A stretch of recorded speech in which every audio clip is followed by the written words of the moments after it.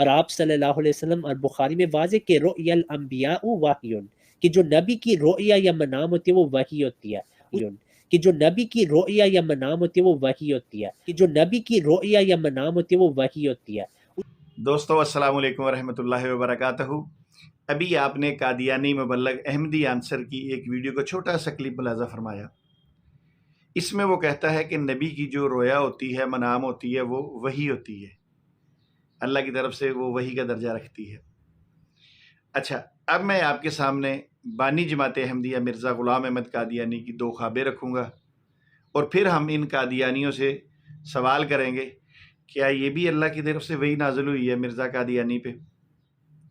اچھا، آپ نے کام کرنا ہے کیا بلا کہ آپ نے ان خوابوں کی تاریخ اور مہینے کو دیکھنا ہے۔ پھر ان مہینوں کے بارے میں آپ سے کوئی تفصیل بیان نہیں کروں گا، کیونکہ آپ خود ان مہینوں کی اہمیت کو جانتے ہیں اور سمجھتے ہیں۔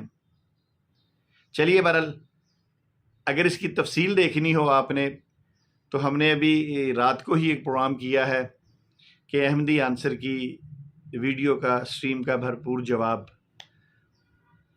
اس کو دیکھیے گا، میں ڈسکرپشن اس کا لنک بھی دے دوں گا۔ بس توجہ آپ نے یہ کرنی ہے کہ ڈیٹ کیا ہے اور مہینہ کون سا ہے۔ اچھا، یہ میرے پاس تذکرہ کتاب ہے بانی جماعت احمدیہ کی، جس کے اوپر پیج پہ لکھا ہوا ہے وحی مقدس۔ اچھا، اب یہ جو تھا احمدی آنسر، اس کے حکم و عدل، اس کے امام مہدی، اس کے مسیح موعود، اس کے نبی رسول، فنا فی الرسول، جو مرزا قادیانی کے دعوے کیے ہیں، وہ خواب کیا لکھتے ہیں، تاریخ کیا لکھتے ہیں۔ پہلا خواب ان کو آتا ہے جی، پیج نمبر ہے 158، کہتے ہیں 25 جولائی 1892 بمطابق 20 ذی الحجہ 1309 ہجری، یعنی پہلی خواب جو ان کو آئی ہے وہ آئی ہے 20 ذی الحجہ کو، اور یعنی حج کے مہینے میں۔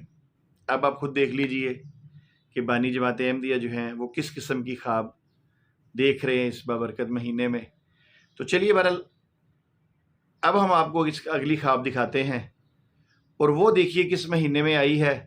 خوابیں آپ ہمارے چینل پہ جا کے دیکھیے گا، ہم نے اس کو تفصیلی بیان کیا ہوا ہے۔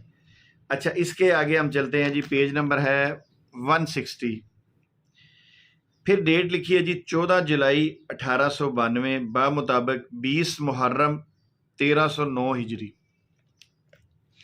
20 محرم پہلی خواب کا بھائی 20 ذی الحجہ کو، 20 دونوں میں مشترک ہے، تقریباً آپ کہہ لیں کہ تقریباً ایک مہینے کا فرق ہے۔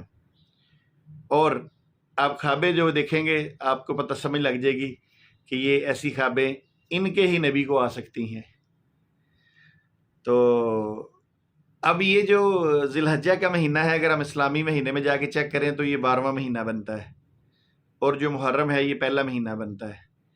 یعنی سال کے آخر میں بھی بانی جماعت احمدیہ جو خواب دیکھ رہے ہیں اس کو بھی چیک کر لیجئے گا، اور سال کے شروع میں جو خواب دیکھ رہے ہیں اس کو بھی چیک کر لیجئے گا، اور پھر جس کے بارے میں خوابیں دیکھ رہے ہیں آپ کو اندازہ ہو جائے گا کہ وہ کس طرح ان کے اعصاب پر سوار تھا، جو بھی خواب میں بیان کیا گیا ہے کس طرح ان کی ذہن کی عکاسی کرتا ہے۔ تفصیل کے لیے ڈسکرپشن جا کے اس ویڈیو کو دیکھیے۔ آپ احباب کا بہت بہت شکریہ، اجازت دیجیے، السلام علیکم ورحمۃ اللہ وبرکاتہ۔